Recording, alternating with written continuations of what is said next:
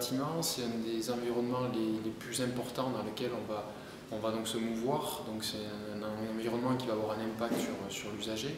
L'empreinte sanitaire aussi autour de la qualité de l'air intérieur commence à être démontrée. On se rend compte qu'il y a par exemple de plus en plus d'allergiques en France et aussi au niveau mondial.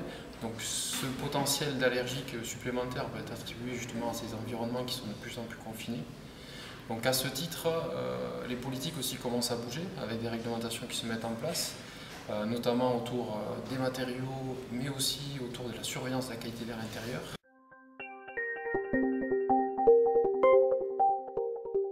Le nouveau contexte réglementaire en France nous impose de faire effectivement une surveillance d'une part des établissements recevant du public et de mesurer à l'intérieur de ces établissements un certain nombre de polluants, dont le formaldéhyde qui est classé cancérogène, et également une réglementation qui va toucher l'étiquetage des matériaux de construction et de décoration, qui est également récente. Les deux décrets sont parus en France en 2011. Et ce décret étiquetage va nous contraindre également, va contraindre les fabricants à apposer une étiquette sur leurs matériaux, sur les matériaux qu'ils mettent sur le marché, afin d'informer les consommateurs sur les émissions de ces matériaux en termes de polluants gazeux qui peuvent ensuite se retrouver dans nos habitats et avoir un impact sur la santé.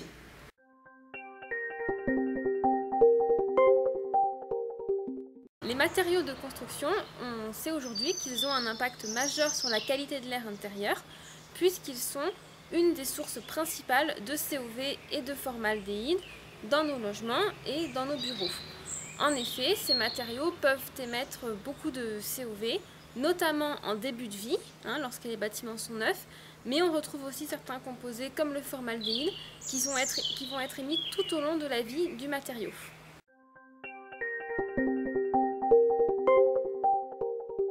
Donc on a organisé en fait le bâtiment autour, la circulation intérieure du bâtiment autour d'un patio, ce qui a permis en fait de créer un échange de flux entre le patio et les différentes salles se trouvant autour de flux d'air, c'est-à-dire de ventilation naturelle. Voilà. Alors on l'a simulé par des logiciels de simulation et on a calé les tailles d'ouverture, les positions et autres pour essayer d'obtenir les meilleures températures de confort suivant les saisons, déjà avec la ventilation naturelle.